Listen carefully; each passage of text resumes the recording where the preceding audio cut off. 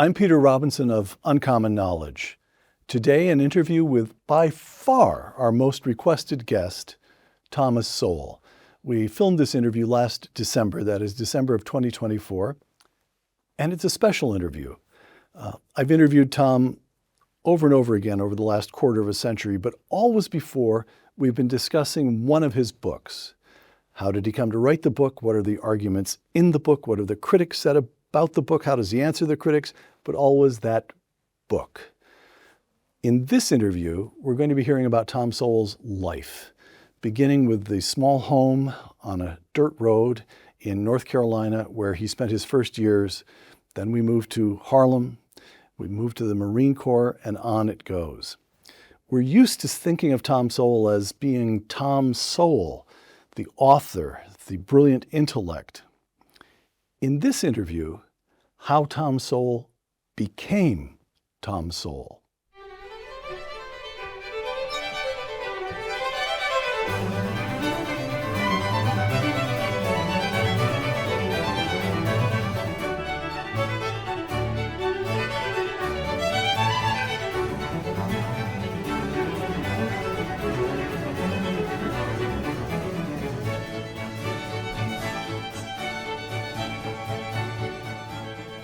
Welcome to Uncommon Knowledge. I'm Peter Robinson.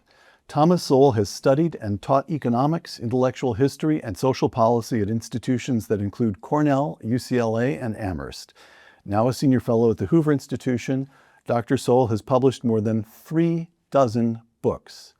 By my count, no fewer than 45. And then if you add the anthologies and the revised editions, it gets up to 70 books, Tom. Tom Sowell, welcome back. Good being here.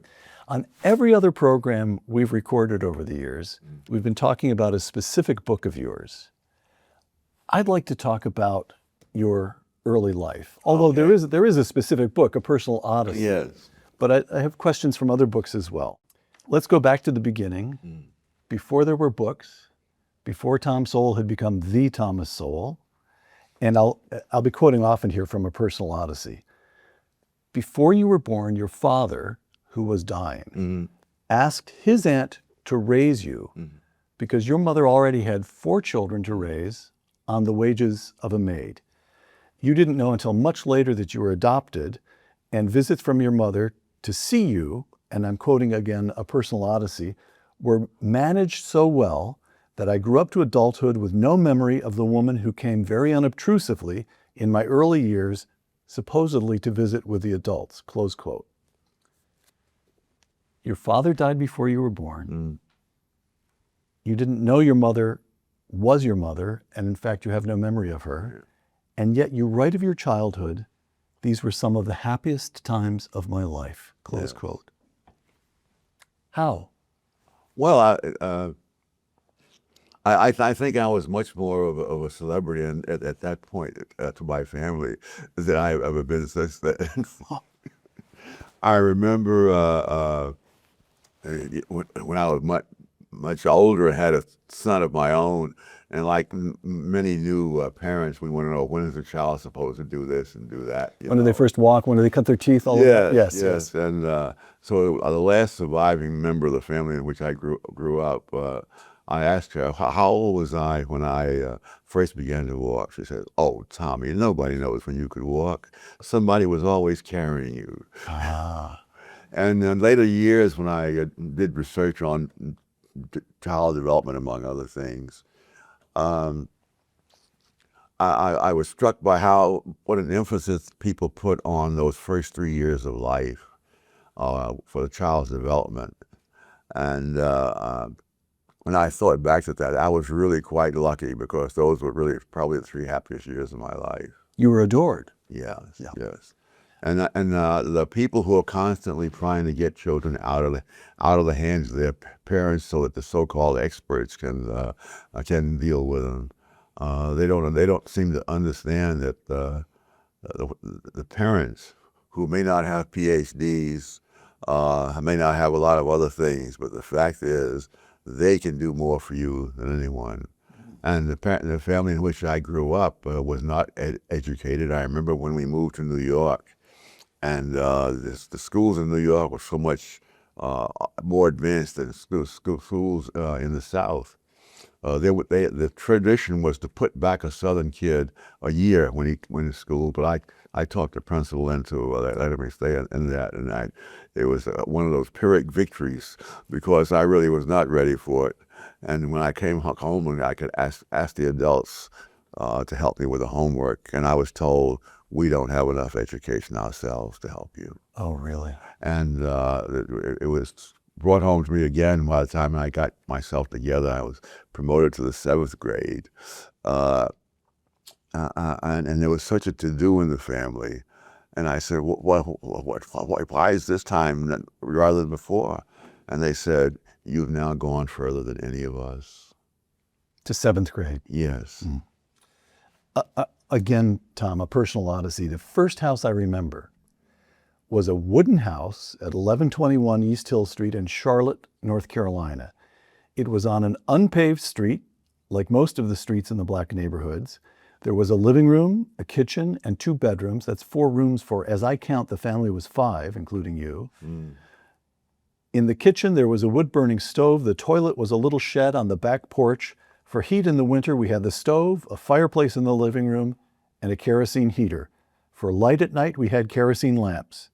It never occurred to me that we were living in poverty. Yeah. Close quote. So what does that tell us, or am I overreading it? Does that tell us that poverty is there's some element of poverty that is subjective? Yes, yes. And as anyone who reads the history of groups like the Eastern European Jews or the Irish before them who immigrated to the United States, the conditions under which they lived were worse than the ones in which I lived. But they didn't spend their time worrying about that. Milton Friedman at some place mentioned that his mother worked in what were called sweatshops, long hours, low pay, and so forth. He never heard her complain about it. She was glad to have the job, and it gave her a chance to try to learn English at the same time. But now you make such a to-do about it that everyone feels that they're entitled to this and that and so forth. 1939, you're now 9 years old, and your family leaves North Carolina for New York, a personal odyssey. We lived on the top floor of our building at 720 St. Nicholas Avenue. We had a gas stove, hot running water, and a built-in bathtub, all for the first time. The adults in the family had never had the opportunities that I, little Tommy, that I would now have in New York, including the opportunity for a good education, and they wanted me to make the most of those opportunities. It was a theme I would hear again and again over the years, Yeah. Close quote. You mentioned this yourself a moment ago, but when I read that account, I thought to myself, this sounds so much like an immigrant account. Yes. That moving from the South, it was simply the South to you. To me, it's the old South. It's a different era. It's that during that century when the South was almost its own country, moving from the South to New York was almost like moving from Poland or Sicily to New York. No question about it. No question about it. Describe your first trip to the public library. Oh heavens!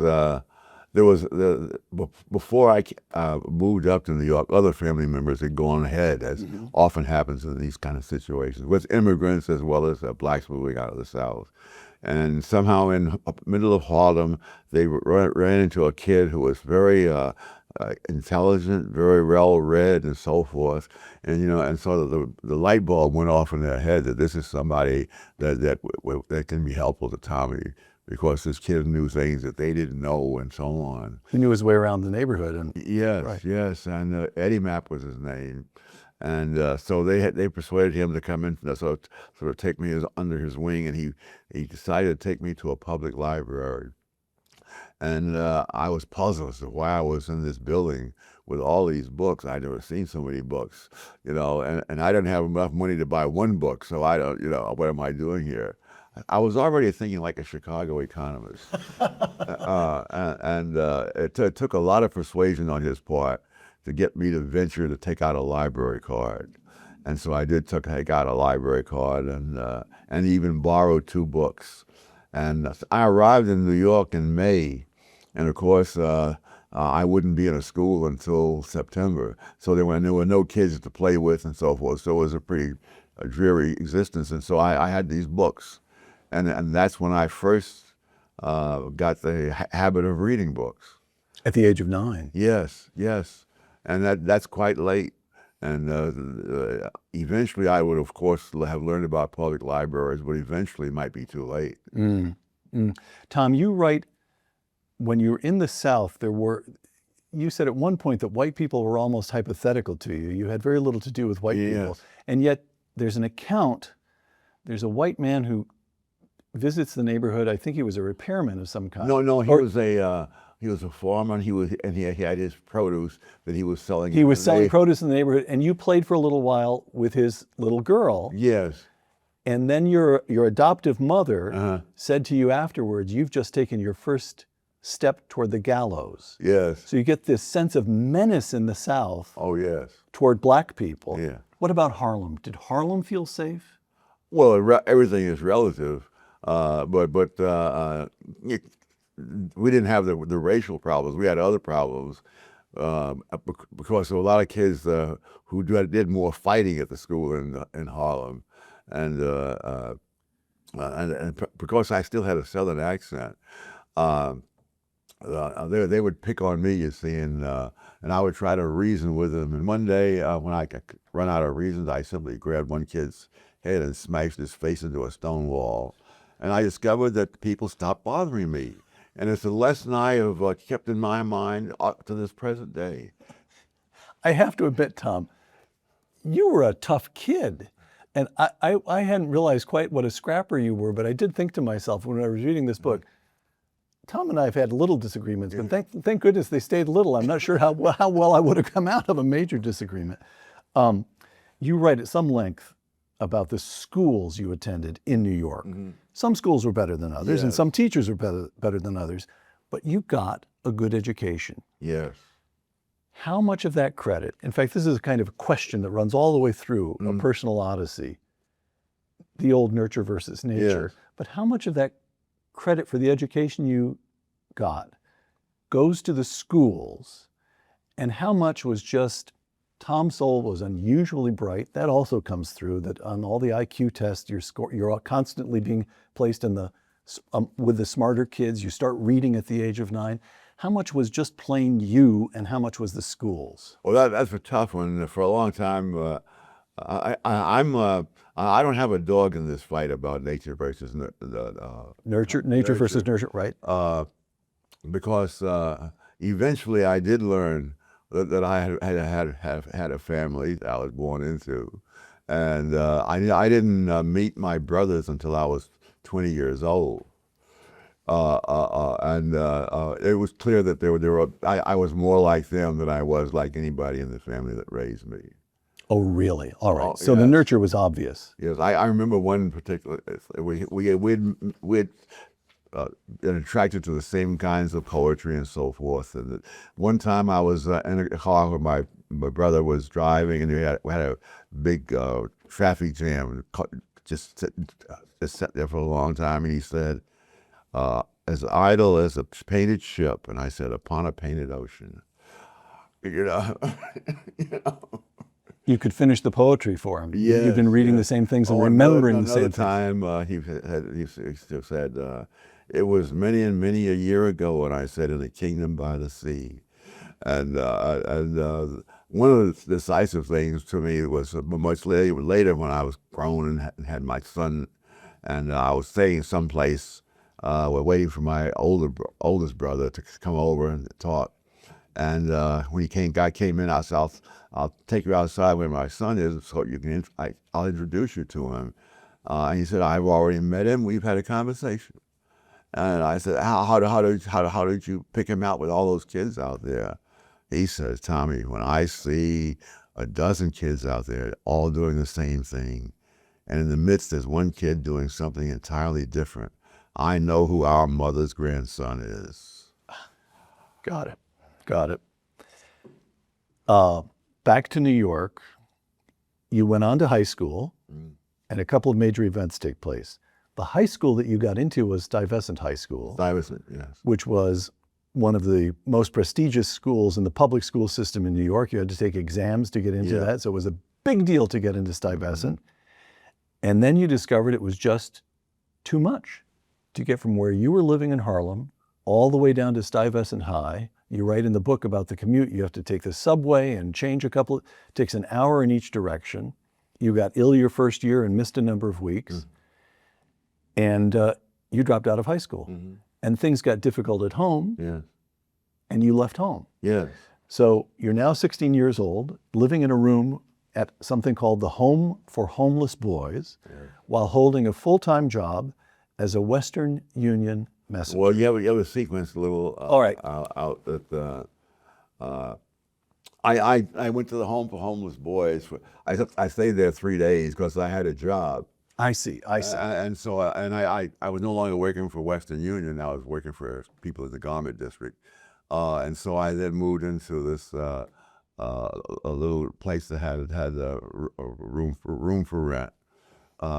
And the room was less than a third the size of my bathroom at home today.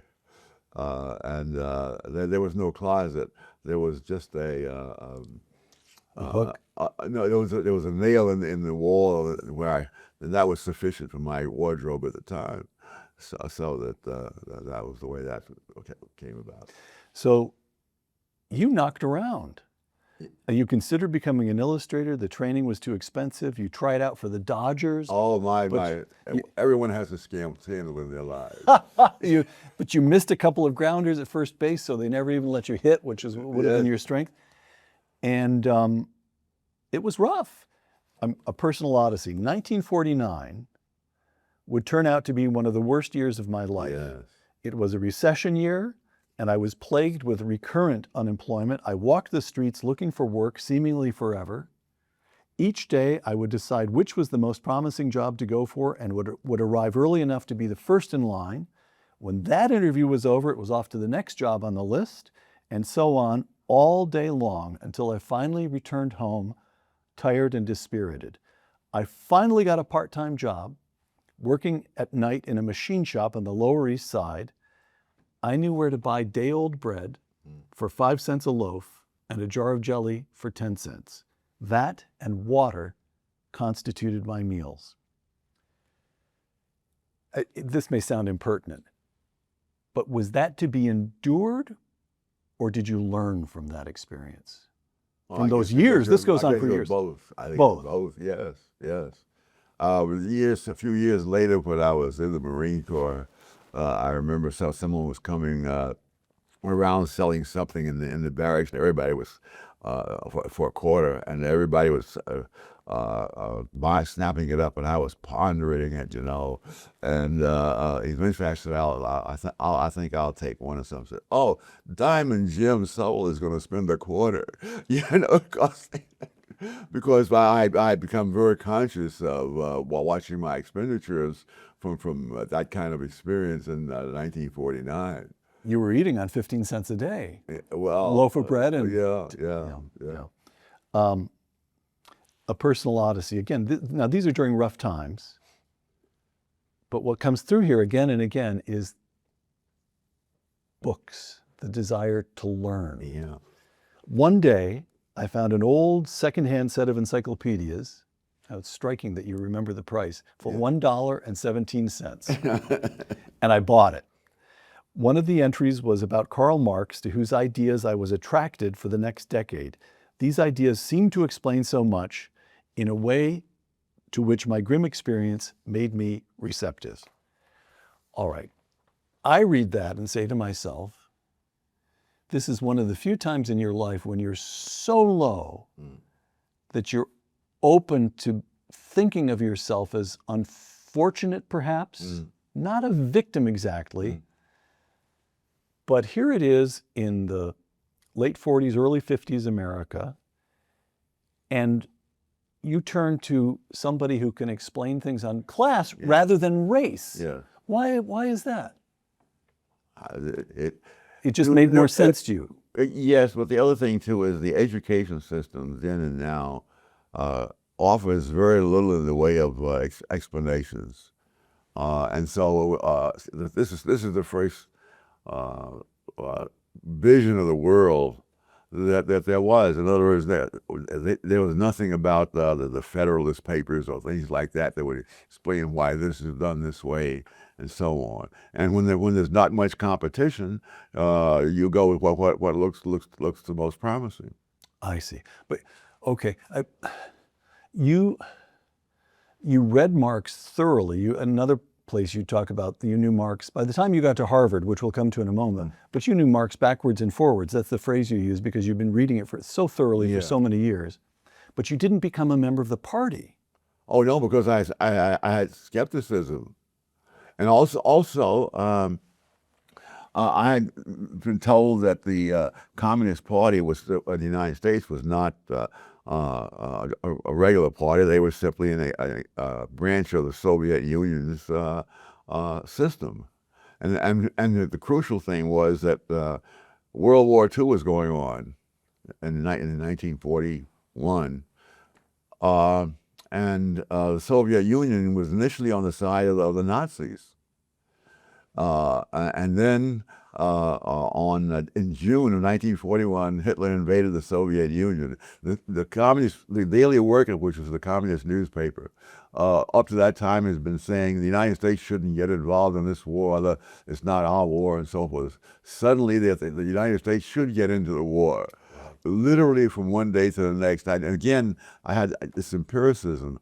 I read that in a book by Arthur Schlesinger Jr., and so I went down to the main public library and got out the old copies of the Daily Worker down there and read it for myself. And that's something, unfortunately, that very few students are taught to do today. You go along with which way the rhetoric happens to be running, and if it sounds good to you, that's what you go with. But no, I went there and checked it out for myself, and that immunized me from going that route. You were too much of an empiricist and a contrarian to become a communist. Yes, I guess. I think the Cold War might have ended 20 years earlier if you had become a communist. You would have brought them down from the inside, Tom. All right. So you get a pretty good job in a machine shop. Yes. But you have an accident, you maul a finger, and you move down to Washington and get a job in the civil service. I'm quoting you again. The government job was all right, and the steady income, about $47 a week before taxes, was good. The city of Washington, however, increasingly got on my nerves. At a number of fast food places downtown, whites could sit down and eat, but blacks could only eat standing up at the counter. I went hungry rather than subject myself to that. In November 1950, I wrote a long letter to the Washington Star, urging the desegregation of the city's public schools. It was the first thing I had written that I know was published. Close quote. So you are conscious right from the get-go of racial injustice, and it makes you angry. You'll go hungry rather than put up with that kind of humiliation. And yet, Tom, this is difficult to convey to people who haven't read the whole book, but in your own life, the notion of racial injustice, even of race itself, is a side issue. It appears from time to time. The main narrative is Tom Sowell working at different jobs, trying to figure out how to get ahead, reading books. And so we get this notion, you argue in many of these 3 books that I've said that you've written, you argue that it's a mistake to put your faith and particularly your energies in politics. You should be putting your faith in yourself and engaging in self-development. Yeah. And somehow that was just part of your outlook. It's what you did. Or did you think things through? Did you say to yourself, I don't have time to get involved, to become some sort of racial activist? How conscious was your thinking about how to handle the race question while you were so busy struggling to get an education, hold down good jobs, and so forth? Oh, I guess it was one of many things that I thought about. But again, I was an empiricist, and I know that many of the things that were said to be causing one thing, causing another. Don't stand up if you really scrutinize them and logically analyze. Got it. All right. Spring of 1951, you return from Washington to New York, go back to work in a machine shop. But with the Korean War taking place, by that autumn, you find yourself inducted into the United States Marine Corps, where you served as an official photographer, achieving an honorable discharge in 1952. Here's what you say in a personal odyssey about your promotion from private to corporal. No one who knew me in the Marine Corps ever questioned why I never made sergeant, but quite a few expressed amazement that I was not busted back to private. Yes, I was not a conformist. You. So we haven't, well, we touched on this jokingly a moment ago, but you really were a tough guy. In the Marine Corps, you recount a lot of the fights you get into, and you actually were boxing in the Marine Corps. So by the time you're in the Corps, in this book, the reader sees Tom Sowell is smart. He has a very well-established sense of himself. He's contrarian, he's defiant, he's empirical, but he's also a really tough young man. Where did the toughness come from? Heaven knows. I guess that could be the old nature and nurture thing, because my oldest brother was like that.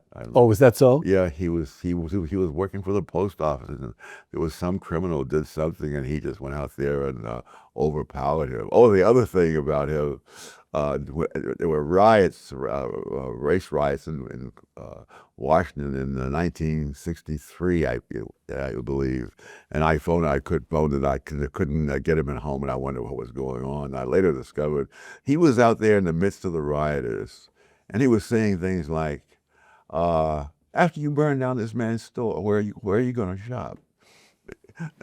Now, I would not have thought a riot was a place for Socratic dialogue. But actually, you would have, Tom. If you'd been in a riot, that's exactly the kind of thing you'd have done. I would think. All right.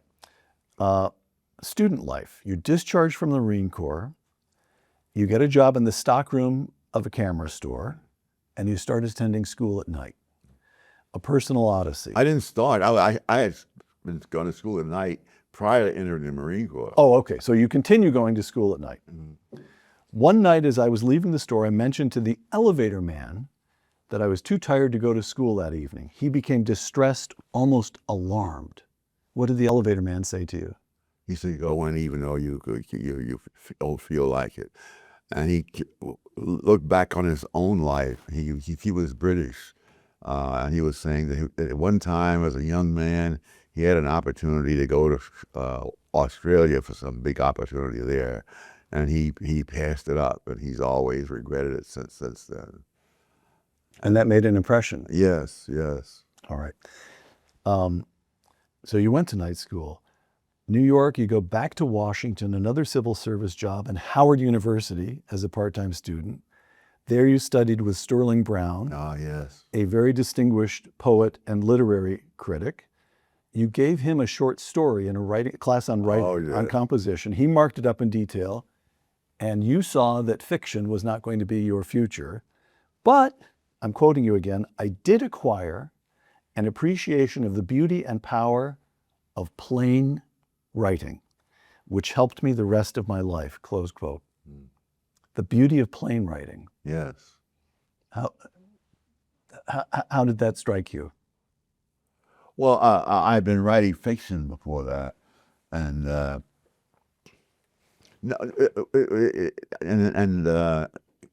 studying under Sterling Brown let me see how what the writing doesn't have to be pretentious. You just put the words down there and roll. So under Sterling Brown, you discovered. This is me speculating here, but you discovered a mode of prose that fit you. Yes. Unpretentious, straightforward, factual. All right. Aside from Sterling Brown, you found the instruction at Howard disappointing, and you applied for a transfer and soon found yourself at Harvard. Now, this doesn't happen to every person who wants to apply, who applies for a transfer from Howard. But you go to Harvard, and your first midterm grades are 2 Ds and 2 Fs. Yes. And as is clear in this book, right up until then, Tom Sowell succeeds in school every time he's in school. Yeah. All right.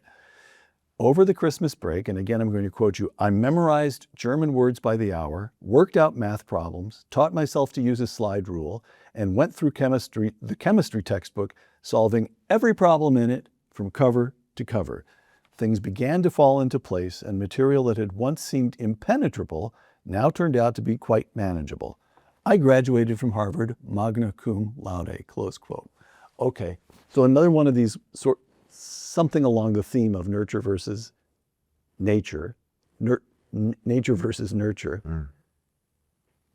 Did Harvard teach you that academic work ethic? Lord knows you were hardworking. Yeah.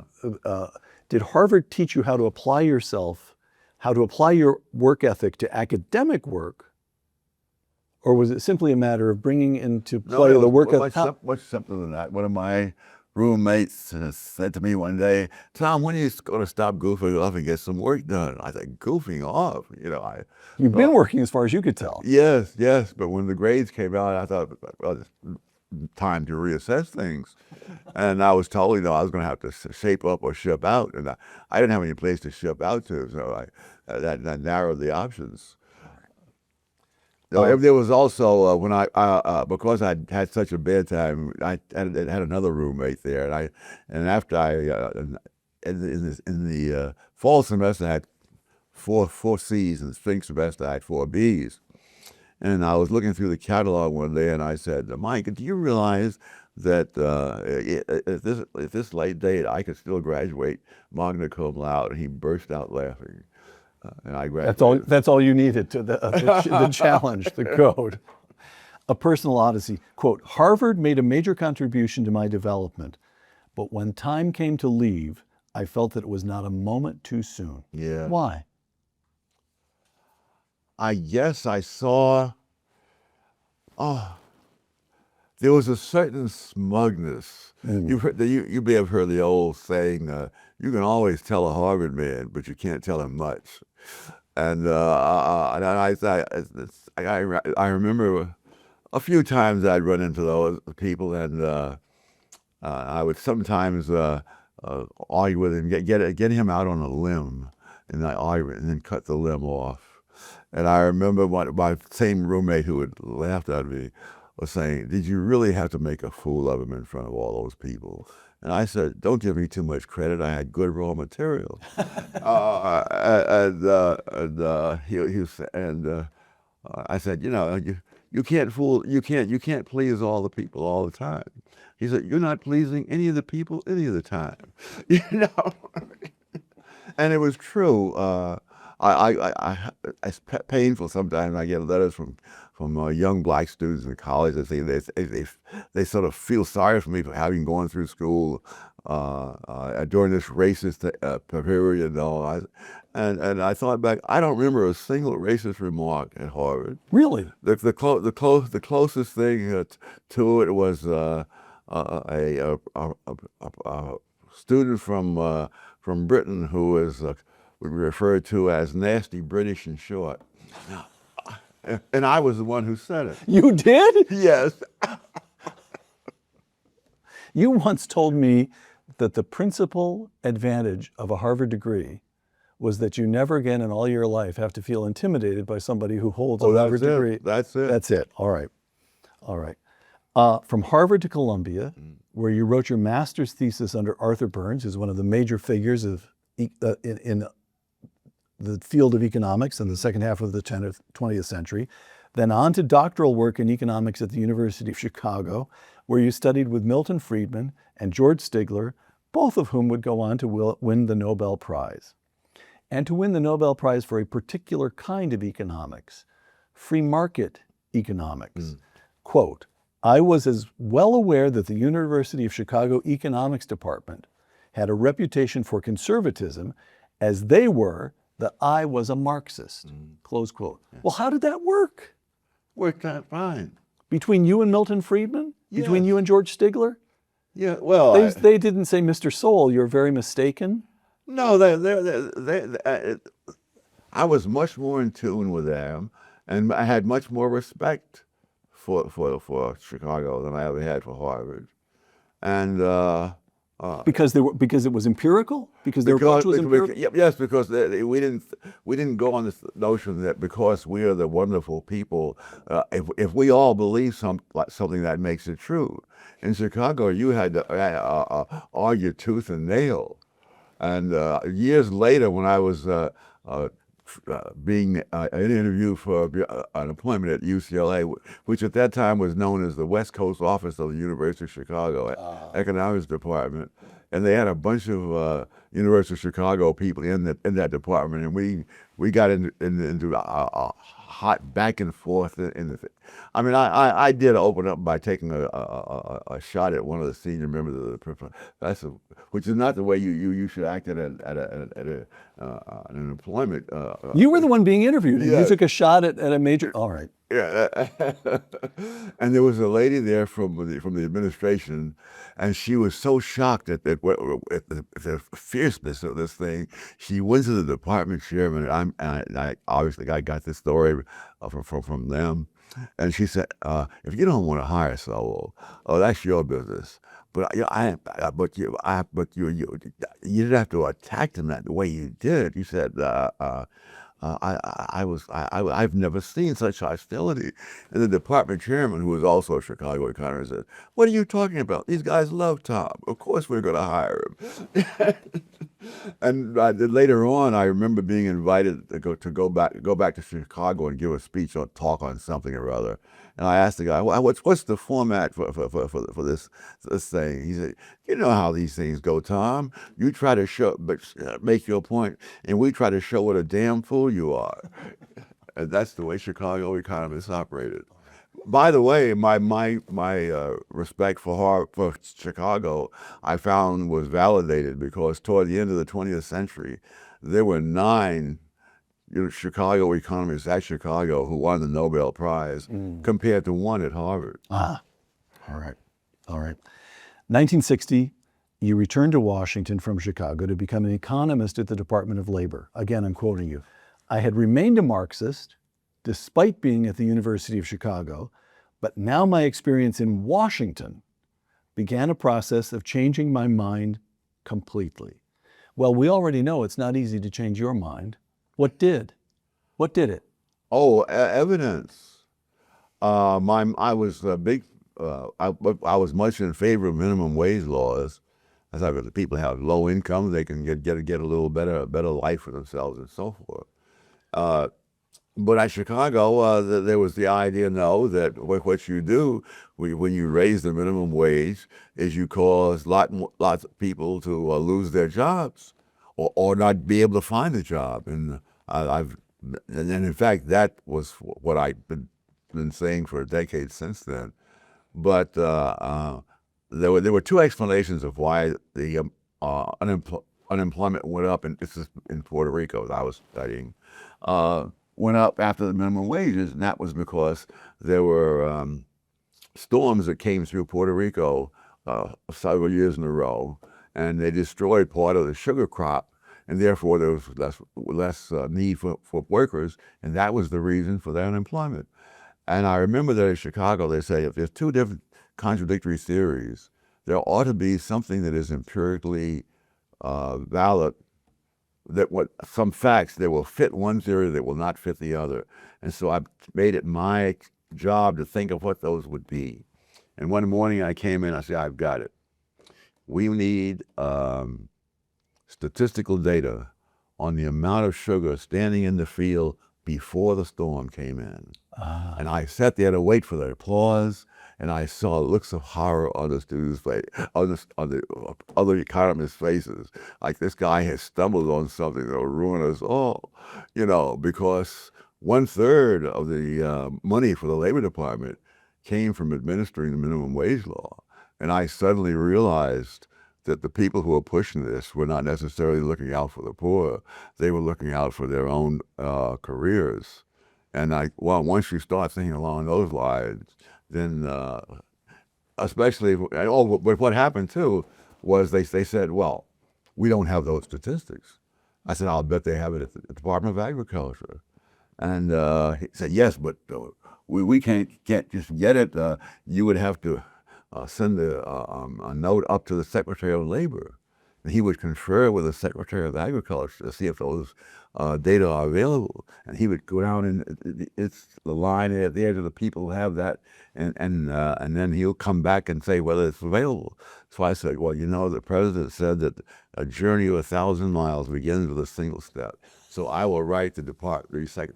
I'm a summer intern in this place. Oh, and I will send a note to the Secretary of Labor, which I did, and I am still patiently waiting for his answer 50 years later. Quoting you, this forced me to realize that government agencies have their own self-interest to look after, Yes. regardless of the interest of those for whom a program has been set up. The more government programs I looked into, the harder I found it to believe they were a net benefit to society. Yes. If I'd been in that Department of Labor, I would have wished were a communist activist. Teaching. You get your doctorate from the University of Chicago. Your first teaching job is at Douglas College, women's college in New Jersey. Quote, with all the exhausting work involved in preparing every lecture from scratch for the first time, I still looked forward to my classes and felt a certain regret when I finished the last one on Thursday afternoon and realized that I would not see the students again until Monday. You loved teaching. Yes. You enjoyed being in a classroom. You liked the back and forth. You liked seeing minds make progress. After some months, here's a conversation that takes place between you and your Douglas Economics Department chairman. And I've taken this, of course, from Personal Odyssey, department chair. Quote, the feeling I get, Sowell, is that you aim your course at the A and B students, but you've got to scoop lower and bring the C and D students up there. Thomas Sowell replies, anybody who can get into Douglas College can make a B in my course. The students you want me to concentrate on are those who don't want to get an education. And the story concludes in a Personal Odyssey. A few days later, I left my resignation in his mailbox. You loved teaching, but you insisted on standards. All these years later, when you look back, any regrets? Should you have found some way to accommodate? No. All right.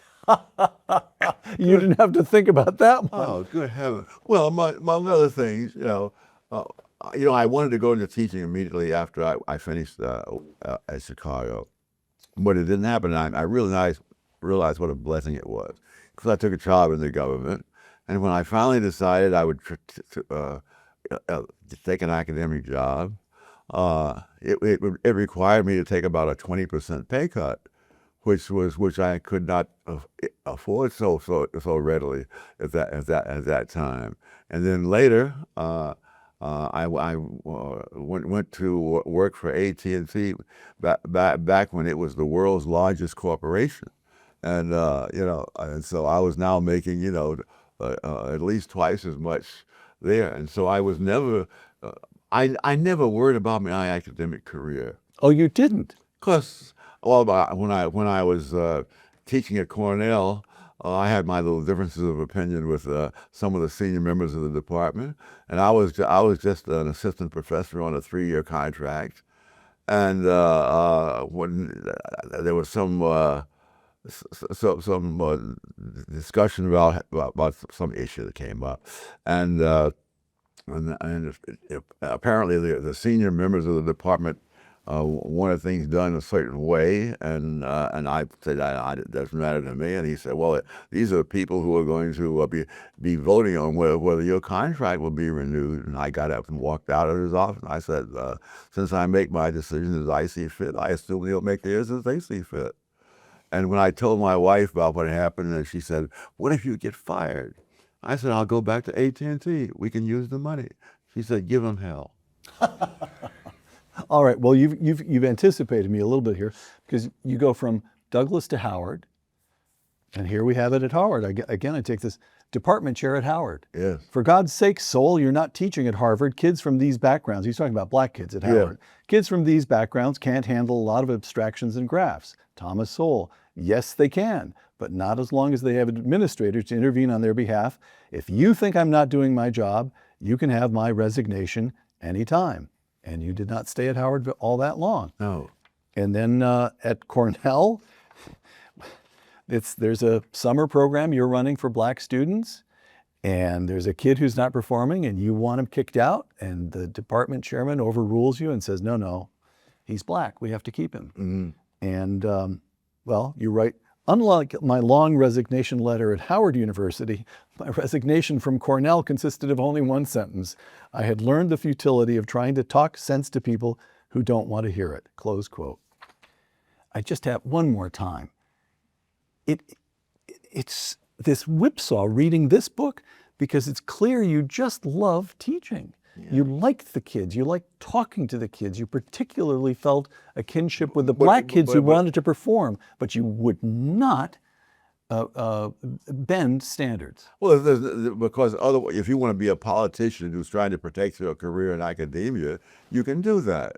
But there was no reason to do it otherwise, because I could always make more money somewhere else. All right. Okay. You teach for a year at Brandeis, you move to UCLA, you conduct a study for the Urban Institute, you accept a visiting appointment at Stanford. Throughout this period, you begin publishing. You've published in academic journals already, but now you begin book publishing. Your Black Education, Myths and Tragedies appears in 1972. Yeah. Knowledge and Decisions, a huge book, very serious book, appears in 1979. 80. 80? Okay, 1980. And also in 1980. That's what got me appointed at Hoover. Okay. And in 1980, you joined the Hoover Institution. A personal odyssey. My position at Hoover would turn out to be the longest job I ever held and the most satisfying. It would allow me to devote my time entirely to research. So with your appointment to Hoover, I think that's a reasonable place to say this is the end of the early life, and this is where Tom Sowell begins to become the Thomas Sowell. And you've published hundreds of columns, all of these books at the Hoover Institution, incidentally, including a column. How old are you now, Tom? 94. 94. A column in the Wall Street Journal this past autumn on the presidential campaign. This is not the typical activity of most 94-year-olds. Okay. So you give up teaching to spend time at the Hoover Institution, where teaching is not part of the job. You do your research and your writing. And I received a letter not long ago from a young man in Ghana. I am 31 and have all these years avoided economics because it was too complicated until I discovered Thomas Sowell. I have spent hours watching your interviews with Sowell. My blood runs strong when I find wise men and the books they have written. If you have the possibility, send me books you deem relevant to leadership right here in Africa. Well, you will not be surprised to hear that I boxed up a dozen of your books and sent them off to Accra. But I'm just wondering, you did love teaching, but are you conscious of the reach you've had through your books in all these years? Not really, because I don't. Doesn't interest you? Well, it's nice, but. All right. I remember, Tom, this happened maybe 15 years ago. I shouldn't name the names, but a big organization called me and said, we're holding a conference in Palm Springs. We'll send a car for Dr. Sowell. We'll have a private jet fly him down from San Francisco to Palm Springs. Lunch, we'd like him to talk for an hour. Then a car back to the airport, we'll private jet back. He'll be home. It's a half a day. And we'll pay him, and then they named a staggering sum. So I passed that request along through your office, and word came back, Dr. Sowell is not interested. He's busy reading and writing. By the way, I offered to do it for half as much myself. So it's so all these books, including more than half a dozen books since the age of 80, and if you're not exulting in letters from Ghana and all the people who see you on YouTube and the and so on, it's the work itself. It's what keeps you at it, Tom? Well, it's something that I feel like doing, and I enjoy doing, and hope that some of it will make some difference to somebody somewhere. Well, all right. So we know one kid in Accra, the capital of Ghana, who's one. working his way through a dozen books. I'll presumably find a second and third one somewhere. I think so. From your summing up in A Personal Odyssey, in some ways, my life was much like that of many other blacks. In other ways, it was quite different. And then you say this very striking sentence, perhaps most important, I grew up with no fear of whites. Why was that important? Because there are a lot of people who are working out their fears and things like that. And if you don't have any, you don't have that distraction. Intellectual intimidation, or, well, actually, you weren't either one. You knocked them. Oh, you had no physical intimidation or intellectual intimidation. No, the first time I went to a school that was predominantly white, it was in the 7th grade, and they had what's called ability grouping. So it's and I was, and for example, the 7A1 would be the best school class in the 7th grade, first semester of it. And so on. But this school also had a 7AR, which was a rapid advancement place. And for that, it was for students with IQs of 120 and above. And I was in the 7A1, and then someone in the office went through the records to see if there were any kids that had IQ of 120 who were not in the R class, and they were 4. And the 4 of us were all offered an opportunity to transfer into the R class. The other 3 took it immediately. And I said, I'm happy where I am. But fortunately for me, they put me in there anyway. But I mean, it's that thing. Something that I've never wanted to be part of something that was special or something like that. I mean, there are people whose lives I think have been ruined because they either wanted to be in some special group that they thought was so terrific, or else they got that, and they got it by overcoming their own thoughts and things to be, and that I think is one of the great tragic aspects of academic life now. That when I see these people out there rioting and so on for stuff that they totally misunderstand, but they feel a need to be with a crowd that's doing these things that are supposed to be so great. And it's a matter. And again, this is something I think I see in my brothers and my sister.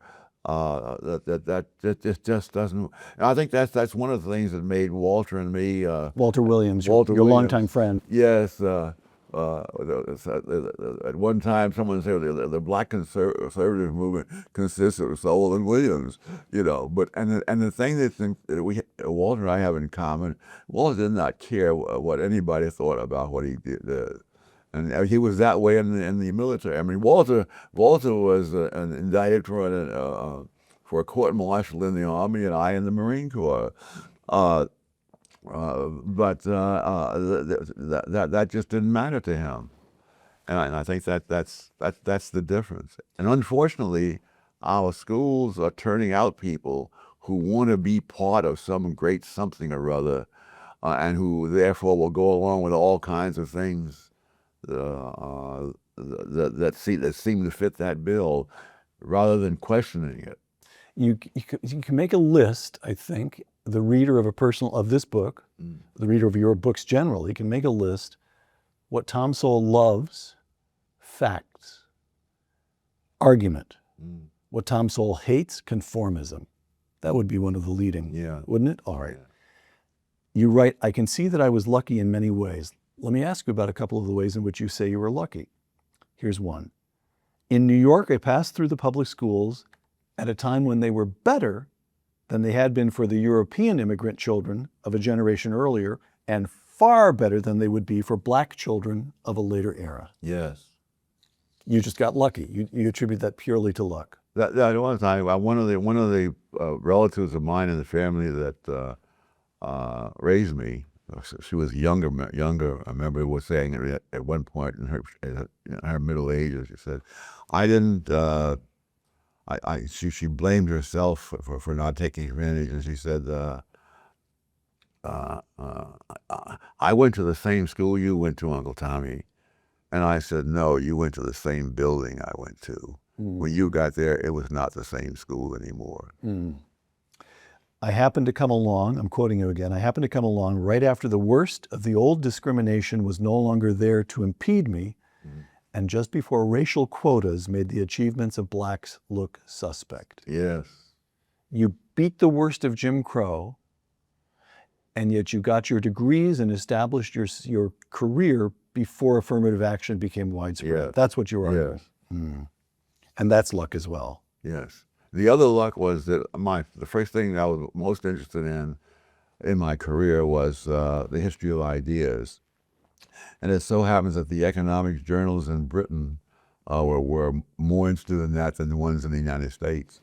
And so in the first decade of my publishing, I published more in Britain than I did in the United States. And so I had an article in the American Economic Review, but in the United States. But I had two articles in a journal published at Oxford, and one published in the London School of Economics, and others overseas. So that I never had to worry as to whether I was getting this because I was black or whatnot. They had no idea what color I was on the other side of the Atlantic. You submitted the piece of writing and the piece of writing only. They didn't know who you were. That's right. Got it. All right. A couple of final questions. You acknowledge those hard times when you're living on day-old bread, working in a machine shop, and yet what comes through is not a sense of grievance or victimization. It now seems, I'm quoting you, it now seems almost as if someone had decided that there should be a man with all the outward indications of disadvantage who nevertheless had the key inner advantages needed to advance, close quote. We've never discussed this, and I'm not sure it interests you particularly, but have you ever, who is the someone who made this decision? Have you ever thought through questions of religion or divine providence, or does that simply not interest you? I've not thought, in those terms. But also, years ago, there was a very favorable article about me in one of the magazines, and they expressed amazement that I could come through Harlem and go on off to Harvard and all these other places. And I got a letter shortly thereafter by an attorney who grew up 3 blocks from where I lived in Harlem. And he was saying, this is not such a strange thing. There are people like that in the tenement where I grew up. And over the years, I have learned that there are any number of blacks within a 5-block radius of where I was who are both financially more successful and far better known than I am. And it was a time, and the people of that time.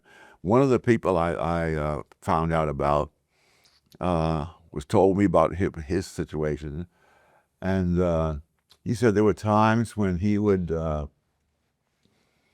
when his father at dinner time would sit there watching the kids eat and not eating anything himself. And when you come out of a family like that, and there's a good school system, it's not miraculous. You take over. And the thing is now you have kids like that, and you don't have as many families like that. In fact, you don't have that many families that has a father at all. And that, a lot of data shows that that is a devastating handicap, mostly for boys, but also for girls. And that's what so you've created the welfare state, destroyed the family, and the net result, you've made a lot of people worse off while you thought you were making them better off. Tom, the United States. Ta-Nehisi Coates writes that, quote, "The American dream cannot exist without racial injustice." His argument is that the country has depended since its founding on the exploitation of African Americans. You suffered hard times. You thought so little of the country's economic system that for years you were a Marxist. You opposed the Vietnam War, although in later life you were generally approving of Reagan's economic policies. You say in this book that you thought Reagan himself just did not understand the Black experience. And yet for all that, you lived a version of the American dream, from Jim Crow to Harlem to all these books. So I've read what Ta-Nehisi Coates makes of this country. What do you make of the United States? What's your summary statement on this country? Well, like all other human societies, it was not perfect.